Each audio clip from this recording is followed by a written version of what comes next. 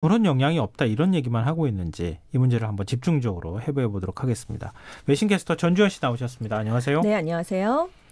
이게 하기비스가 일본에는 굉장히 큰 피해를 남겼잖아요. 그렇습니다. 드물게 일본도 피해 사망자 수도 많이 나왔고 재산 피해도 엄청나게 크더라고요. 90여 명의 사상자가 발생을 했고요. 네. 일본에 뿌린 비가 100년에 한 번도 나타나기 어려운 수준의 이례적인 폭우다. 이런 진단이 내려졌어요.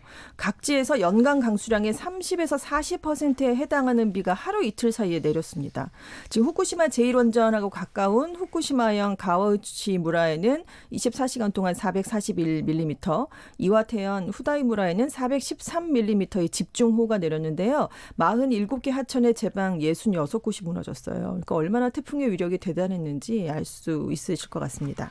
근데 문제는 이제 태풍은 사실 재난을 막기는 좀 쉽지 않잖아요. 네네. 아무리 튼튼하게 만들었다 하더라도 이런 방식으로 하루에 1000mm씩 비가 쏟아지는 거 그건 좀 어려울 텐데 방사성 폐기물은 좀 사정이 다르잖아요. 그렇습니다. 대비를 잘 했더라면 막을 수도 있는 거였는데요.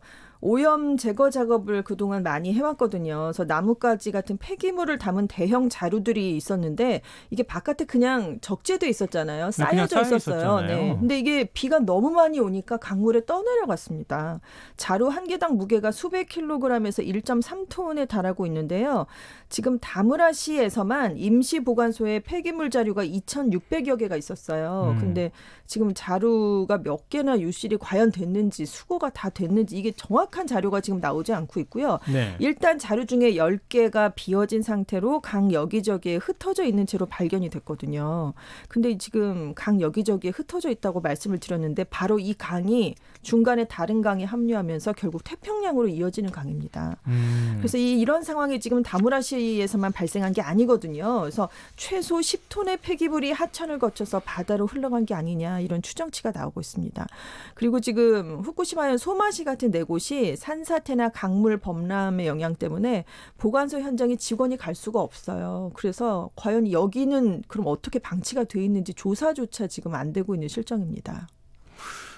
이건 예를 들면 방사성 폐기물이 있으면은 이렇게 노천에다 두는 게 아니라 방사성 폐기물이 떠내려가지 않도록 별도의 보관 시설을 만들어서 넣어놓던가 아니면은 진짜 아예 땅 속에 묻어버리게 그렇게 해서 콘크리트하고 섞어서 땅속에 깊숙한 곳에 넣어놓던가 이런 방식으로 관리를 해야 되는데 그러니까 그렇지 않고 있잖아요. 시설이 있어야 되는 거죠. 일본도 그런 계획을 세워놓긴 했어요. 임시 저장 공간이 있고 중간 처리 시설이 있고 최종적으로 보내야 되는 그러니까 후쿠시마현 바깥으로 최종적으로 보낸다 이런 얘기가 있었는데 이번에 한다고 했는데 그렇게 안 했다는 게 이번 태풍이 지나간 다음에 밝혀졌습니다. 일본 정부의 태도도 오히려 더 문제가 되고 있는 거 아닌가 싶은데 환경에 영향은 없다 이렇게 얘기하고 있죠. 그렇습니다. 고이즈미 신지로 일본 환경상이 방사성 폐기물이 유출되니까 15일에 발표를 하나 했는데 폐기물이 담긴 10개 정도 자루를 회수했는데 용기가 파손되지 않아서 환경에 대한 영향은 없다고 생각됩니다. 이런 얘기를 했습니다.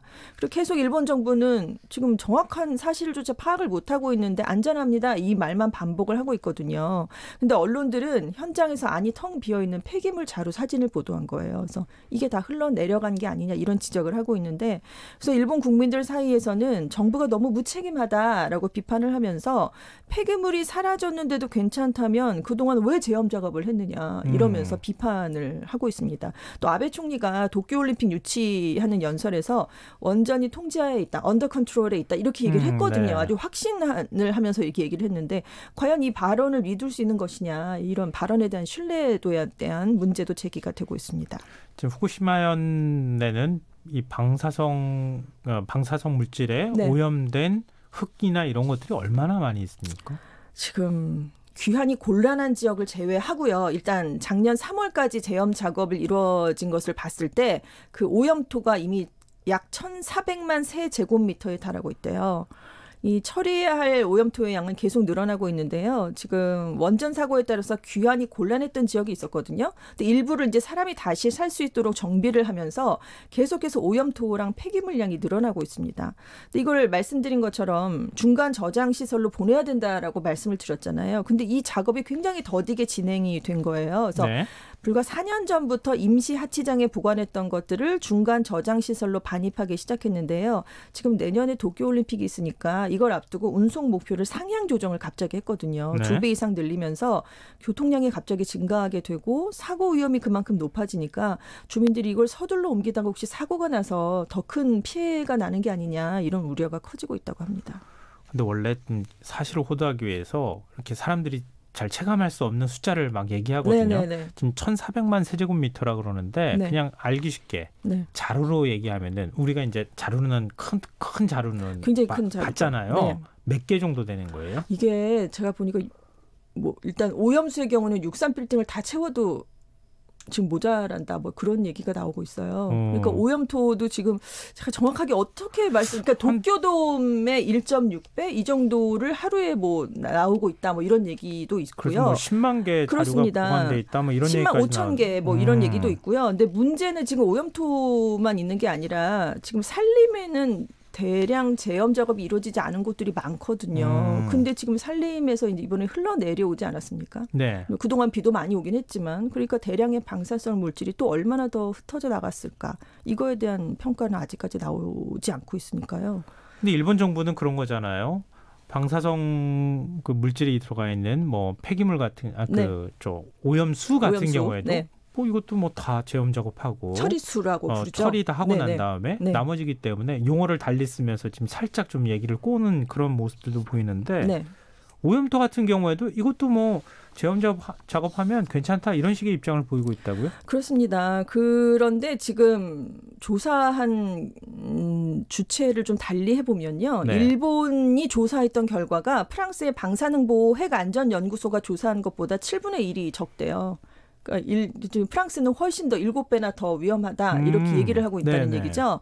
그 방사능 인체 피폭량을 나타내는 단위가 밀리시버트 허용 기준인데 네. 사고 이후에 아베 정부가 20배 이상 상향 조정을 했습니다. 그러니까 일반인의 1년 허용치 국제 기준이 1밀리시버트인데요. 네. 아베 정부가 괜찮은 정도는 허용 기준이 20밀리시버트다 이렇게 발표를 한 거예요. 왜냐하면 지금 노출된 사람이 너무 많고 이재민들이 굉장히 많거든요. 아직도 네. 돌아가지 못하고 있는. 근데 이거를 계속 밖에서 이 이재민들을 돌보기가 굉장히 일본 정부로서도 힘들기 때문에 빨리 후쿠시마 이재민을 고향으로 돌려보내야 되는데 이 방사능 허용 기준을 국제적인 기준에 맞추다 보면 돌려보낼 수가 없는 상황이거든요. 그래서 지금 허용치를 굉장히 20배 이상 올리면서 이재민들을 네. 많이 돌려보낸 상태입니다. 진짜 눈 가리고 앙호 아닌가 싶은데요. 지금 이렇게 해도 되는 건가? 그런 생각이 자꾸 들어요. 그러니까요. 지금 말씀드린 것처럼 오염토만 문제가 된 게 아니라 오염수를 지금 도쿄전력이 계속 탱크에 보관하고 있잖아요. 네. 계속 냉각수를 유입을 해야 되니까 이게 하루에 최소 아니면 폭발이 일어나고 그렇습니다. 아니면 노심이 용용되고 노심이 예. 녹아버릴 경우 훨씬 더 심각한 문제가 생길 수 있으니까. 훨씬 더 많은 방사성, 고농도의 방사성 물질이 네. 나오니까요. 하루에 최소 179톤의 오염수가 유입이 된대요. 일주일에 2,000에서 4,000톤씩 늘어나고 있습니다. 지금 3년 뒤에 지금 일본 정부가 마련해 놓은 오염수 저장 탱크가 포화 상태가 되거든요. 그럼 이제 천문학적인 비용이 훨씬 더 들어가겠죠. 그래서 일본 정부는 지금 태평양에 방류할 것을 검토 중입니다. 이런 얘기까지 내놓고 있는데요. 지금 아무리 안전하다 원전 사고 담당자들이 얘기를 해도 삼중수소 같은 일부 방사성 물질들이 여전히 남아있고 이건 일본 정부도 인정을 했거든요. 삼중수소는 네. 남아있다. 그리고 오염수가 앞으로 계속 증가할 예정이기 때문에 굉장히 이게 지금 심각한 상황입니다. 그러니까 다 이걸 어떻게 제염 작업을 했고 안전하다고 말은 못하니까 네. 기준치도 올리고 네. 안전하다고 말은 못하지만 뭐 태평양으로 방류를 하면 안 될까 이런 식으로 또 여론 만들고 그렇습니다. 근데 결국 해류는 돌고 돌게 마련이니까요. 네. 네, 후쿠시마현이 1차적으로 타격을 입겠지만 시간이 지나면 전 세계 바닷물이 더 영향을 받을 수밖에 없죠. 근데 히라다 요시아키 전 일본 환경상은 퇴임 직전에 네. 원전 오염수를 해양에 방류해야 한다. 뭐 아예 대놓고 얘기했어요. 그렇습니다. 자, 지난달 10일에 재직 마지막 날에 얘기를 한 건데요. 그래서 스가 요시히데 관방장관이 개인 이견이다 이렇게 선을 서둘러 그었는데 아니다. 나는 환경상으로 1년간 일하면서 지속적으로 전문가를 만나서 토론했고 그래서 내린 결론이다. 개인 의견은 아니다. 이런 얘기를 분명하게 나타냈습니다. 그래서 정치가로서 책임을 가지고 한 말이다. 지금 며칠 전에도 이런 발언을 또다시 했거든요. 네. 퇴임 이후에도. 근데 다만 아베 총리와 의견 조율이 됐느냐라고 물었더니 그건 아니다라고 얘기를 했고요. 일본 정부의 공식 입장은 현재까지도 아직은 정해진 것이 없다라는 얘기입니다. 그런데 지금 해양 방류로 가닥을 잡으면서 슬슬 여론의 눈치라든가 국제사회 여론을 한번 떠보는 게 아니냐 이런 얘기까지 나오고 있어요. 인터넷상에는 그런 얘기도 있더라고요. 태풍 큰 거 다시 한번 오길 기대하는 거 아닌가? 뭐 이런 얘기도 있더라고요. 사실 굉장히 안 좋은 얘기긴 그렇습니다. 하지만 일본 정부의 태도가 지금 그렇잖아요. 네. 따로 뚜렷한 대책 안 만들어 놓고. 그렇습니다. 괜찮다고 자꾸 얘기를 하고요. 근데 만약에 방사능 오염수를 방류한다 그러면 네. 처리 용량에 이제 한계가 있을 때 네. 어느 순간 결단을 내려야 될 시점이 오지 않겠습니까? 그렇습니다. 그래서 어찌 됐든 방향은 뭐 어떤 방향이 되던 간에 네. 그러니까 그 시기가 언제쯤 될까요? 우리 국내 시민단체들이 예상하기로는 대체적으로 지금 내년 7월 이후가 되지 않을까 이렇게 보고 있어요. 내년 7월 이후요? 네, 왜냐하면 얼마 안 남았어요. 도쿄올림픽이 내년 7월 24일부터 8월 9일까지 열리거든요. 네. 근데 지금 아베 정부는 도쿄올림픽을 동일본 대지진의 피해를 딛고 일어서는 부흥올림픽 이렇게 규정을 해놓고 있잖아요. 근데 그 전에 방류를 해버리면 굉장히 세계적으로도 안 좋은 여론이 일 수 있고 그래서 올림픽을 망치진 않을 거다라고 하면서 일단 올림픽을 성공적으로 부흥 올림픽으로 치른 다음에 그 다음에 하지 않겠느냐 이렇게 전망을 하고 있습니다.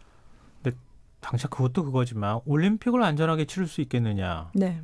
도쿄가 과연 안전하겠느냐 네. 이런 얘기도 있잖아요. 지금 후쿠시마에서 도쿄 사이의 거리가 한 200km 정도예요. 상당히 멀리 떨어져 있긴 하죠. 근데 도쿄 대학이 연구했던 바에 따르면 후쿠시마현에서 도쿄도로 부는 야간의 국지풍이 있다고 합니다. 이걸 타고 후쿠시마 원전 사고가 일어났을 때 사흘 만에 도쿄도까지 방사성 물질이 날아갔던 적이 있대요. 그래서 식수에서 방사성 요오드가 검출된 적도 있고요.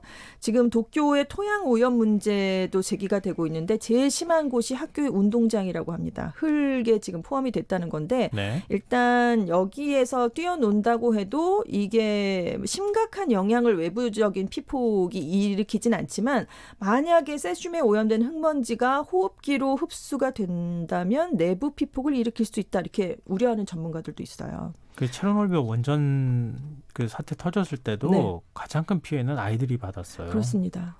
더 지금 취약할 수밖에 없으니까요. 네. 네. 일본도 사실은 여기에서 자유로울 수 없어 보이는데. 그리고 방사성 물질을 계속 소각하고 있거든요. 네. 이걸 소각하면 된다 이렇게 주장을 하고 있는데 전문가들은 소각할수록 방사성 물질이 더 멀리 더 넓게 퍼진다 이렇게 지적을 하고 있습니다. 지금 도쿄올림픽이 9개월 네, 정도 얼마 안 남았나요? 남았죠. 네네 그렇습니다. 지금 올림픽 제대로 이렇게 해가지고 치를 수 있을까요? 그에 대한 우려가 정말 전 세계적으로 커질 수밖에 없는데요. 왜냐하면 후쿠시마에서 성화 봉송을 시작합니다. 왜냐하면 부흥 올림픽이니까요. 네. 야구랑 소프트볼 경기장이 후쿠시마 원전 사고 발생 지역과 70km밖에 떨어져 있지 않거든요. 선수촌에 휴게소를 짓는데 목재 중 일부가 후쿠시마산이고요. 아베 정부는 후쿠시마산 농산물을 선수촌 식당에 제공하겠다 이런 입장을 오래전부터 밝혀왔죠. 네. 왜냐하면 음식과 음료를 재난을 당한 지역에서 생산된 식품을 최대한 활용하면 해당 지역을 재건하는 데 도움이 된다. 이런 명분을 내세우고 있습니다. 지금 후쿠시마에서 생산된 쌀이나 야채가 2015년 4월 이후에 허용치를 넘는 방사성 물질을 함유하지 않은 것으로 확인됐다. 조직위는 그래서 안전하다라는 자료를 제시했는데요. 올해 4월에 일본 후생노동성이 공개한 작년도 방사성 물질 검사 결과에 따르면 여전히 지금 일본 전역에서 방사성 물질은 검출되고 있고요. 방사능에 오염된 농축수산물이 유통되고 있는 것으로 확인이 됐습니다. 근데 상황이 이 정도까지 가면 국제올림픽위원회 IOC 쪽에서 이런 문제들 좀 정리해 줘야 되는 거 아닌가요? 그러니까 처음에는 일본 올림픽위원회 조직위의 발표하는 걸 믿겠다 약간 이런 입장이었거든요. 네. 전혀 꼼짝을 하지 않는 모습이었는데 토마스 바흐 IOC 위원장이 지금 방사능 안전성 등에 대한 우려가 계속 제기가 되니까 이 문제에 대해서 잘 알고 있다. 관련 상황을 다시 점검해 보겠다라면서 살짝 입장을 바꾸긴 했는데요. 그렇다고 올림픽을 취소하거나 특단의 조치를 내리거나 이런 얘기는 하지 않고 있습니다. 근데 우리 입장으로는 사실 일본은 너무 가까운 나라이기 때문에 네. 우리가 일본산 제품도 많이 수입하고 있잖아요. 네네. 특히 이제 농수산물 같은 경우 수입하는 것들이 꽤 있잖아요. 그렇습니다. 현재 다 들어오고 있어요. 일본산 수산물이요. 후쿠시마 현 주변 수산물은 안 되잖아요. 네, 그 인근 현을 제외하고는 지금 일본산 수산물이 현재 국내에 들어올 수가 없는데요. 그런데 문제가 지금 허점이 있다는 얘기들이 계속 나오고 있는데 후쿠시마 바다에서 고기를 잡아서 후쿠시마에서 출하를 하지 않고 이 배를 그대로 도쿄로 이동시켜서 도쿄에서 출하하면 도쿄산으로 이게 표기가 된대요. 그 바다가 그 바다니까. 네. 도쿄로 가져가서 거기에서 도쿄에서 잡은 것이다. 네, 그렇습니다. 그리고 지금 더 문제가 되는 건 동남아 쪽으로 이 잡은 물고기를 가져가서 통조림을 만들어서 국내에 들어오는 경우도 있거든요. 근데 통조림으로 만들어서 들어오는 거는 그대로 생물로 들어오는 것보다는 방사능 검사를 전수조사하는 경우도 별로 없고 그렇습니다. 그래서 여기에 대한 지금 통관을 좀 강화해야 되는 게 아니냐 이런 얘기도 나오고 있고요. 일부 맥주 공장이 후쿠시마에도 있거든요. 네. 그러니까 우리가 많이 드시는 일본산 맥주의 그 물이 후쿠시마에서 나오는 물일 수도 있고 지금 그렇습니다. 만약에 방사능에서 내부 피폭이 되면 외부 피폭보다 훨씬 더 위험한 것으로 알려져 있거든요. 그러니까 이런 수산물들을 먹을 경우에 좀 위험해질 수 있다는 이런 우려가 커질 수밖에 없죠. 말씀을 듣다 보니까 일본산 제품 불매운동으로 일본산 맥주가 거의 안 팔리는 걸 이걸 다행으로 여겨야 되나 이런 생각이 좀 드는데요. 네. 일본산 블루베리 잼에서 방사능이 검출이 돼서 반송이 된 적도 있잖아요. 네, 식품의약품안전처가 11일에 수입된 일본 후쿠오카 현산 블루베리 잼 126kg에서 방사성 세슘이 킬로그램당 1베크렐 검출돼서 반송 조치했다 이렇게 밝혔습니다. 기준치의 100분의 1이긴 해요. 그래도 일본산 수입식품은 극미량이라도 검출되면 전량 반송시켜서 국내 유통을 차단하고 있다 이렇게 설명을 했습니다. 일본 화로차의 불법 행위를 단속해달라는 국민청원은 이건 뭐죠? 청와대에 올라갔어요. 네. 일본 화로차가 그대로 수입이 돼서 이게 우리나라 땅을 계속 돌아다닌다 뭐 이러면서 거기 안에 수산물들도 있고요. 네. 일본 바닷물을 싣고 들어오는 거니까 여기에 지금 방사능이 묻어오는 게 아니냐 우려됩니다. 조사해 주세요라는 게 7월 26일에 국민청원이 올라왔었거든요. 그래서 20만 명의 동의를 얻었기 때문에 청와대가 답변을 했어야 되는데 정확한 현황을 파악하려고 답변 시한을 한 달을 더 연장을 했습니다. 그래서 7월하고 9월에 입항한 화로차 해수에 대한 방사능 특별 검사를 했는데 바닷물 샘플 11개 모두 세슘 농도가 우리나라의 바닷물과 큰 차이점이 없는 것으로 나타났다. 이렇게 청와대는 설명을 했습니다. 그나마 이건 또 다행이네요. 다행입니다. 예. 네. 근데 이 방사성 감지기가 없는 항만에서 네. 6년 동안이나 일본산 어패류가 수입이 됐다. 그렇습니다. 이것도 또 다른 허점으로 이번에 지적이 된 건데요. 최근 6년 동안 방사능 감시기가 설치되지 않은 전국의 12개 무역항을 통해서 일본산 어패류와 갑각류가 12,000톤가량 수입이 된 것으로 확인이 됐습니다. 또 방사능 검사 대상인 고철을 포함해서 2천만 톤에 육박하는 일본 물품이 들어온 것으로 확인이 됐거든요. 네. 그래서 지금 어패류랑 갑각류가 항만을 통과하면은 식약처가 샘플을 제취해서 방사능 검사를 하고는 있는데 음식물이니까 항만을 통과하기 전에 방사성 감시기 검사를 거쳐야 되는 게 아니냐 이런 지적이 나왔습니다. 이거 어디까지 믿어야 되고 이거 어디까지 믿으면 안 되는 건지 네, 지금 우려를 안 해도 되고 이런 건지 곳곳에 허점도 있다 이런 네, 얘기가 나오는데 그렇습니다. 이거 어떻게 해야 되는 거예요? 참 진짜 당황스러운데요. 근데 앞으로 일본에 접근하는 슈퍼 태풍이 많아질 거라고 하는 예측이 계속 나오고 있는 상황이어서 네. 아까 이제 방사성 폐기물도 얘기도 하셨지만 네네. 이거 일본이 확실한 대책을 만들지 않으면 어찌됐든 간에 바다로 자꾸 뭔가 나가는 이런 상황이 될 가능성이 높아 보여요. 반복될 가능성이 크죠. 전문가들은 지구온난화가 진행되면 60년 후에 최대 풍속이 초속 65m 이상으로 강한 태풍인 슈퍼 태풍이 14년에 12번꼴로 일본에 접근할 것이다. 이렇게 예상을 내놓고 있습니다. 거의 뭐 1년에 뭐 한 개 꼴 정도 오는 셈이잖아요. 네. 그래서 일본의 방사성 오염 폐기물이 그때마다 더 유출되는 게 아니냐 이런 우려가 커지고 있는데 참 이거 어떻게 해결을 해야 될지 모르겠습니다. 근데 참 이거 아이러니한 거는요. 네. 우리도 걱정을 하지만 네네. 우리가 일본 사람을 걱정하는 문제예요. 네네. 일본 안에서는 이런 게 그렇게 큰 이슈가 잘 안 된다면서요. 그러니까 후쿠시마에 관한 뉴스를 크게 다루는 언론을 찾기가 힘들다 이런 지적이 나온 건데요. 이번 태풍이 통과하면서 그러니까 후쿠시마 제1원전에 오염수 누출을 알리는 경보가 20차례나 울렸거든요. 근데 도쿄전력은 오염수 누출을 감시하는 기계에 빗물이 흘러들어 들어서 고장이 나서 경보가 울린 거다 이렇게 설명을 일단 했습니다. 정확한 사태는 파악이 된 건 아니고 도쿄전력의 지금 설명이고요. 근데 일본 언론들이 이 경보에 관한 뉴스라든가 유출된 오염토에 관한 뉴스를 단신으로 처리한 곳이 많았대요. 우리 같으면 일면 탑이나 뭐 첫 뉴스나 이렇게 나와야 된다라고 생각을 하잖아요. 그래서 국민들이 정부와 언론이 뭔가 더 중요한 사실이 있는데 이걸 숨기고 있는 건 아닐까라는 불안감을 나타내는 경우도 많다고 합니다. 우리 구제역 사태 때가 생각이 나요. 네. 우리 구제역 사태 때 외국 언론에서 우리나라만 보도했는데 일본에도 구제역 생겼거든요. 그렇죠. 왜 보도 안 하지? 이렇게 보니까 네. 우리나라 하루 보도량이 일본의 전체 보도량하고 똑같더래요. 그러니까요. 한번 좀 되돌아봐야 될 문제가 아닌가 싶습니다. 네. 지금까지 세계의 면 외신캐스터 전주현 씨와 함께 얘기 나눴습니다. 고맙습니다. 네, 감사합니다. 네, 오늘 모바일 상품권 당첨자는 홈페이지 공지사항에서 확인하실 수 있도록 올려두겠습니다. 편안한 밤 되시고요. 전 내일 다시 찾아뵙겠습니다. 지금까지 시사평론가 김성원이었습니다. 고맙습니다.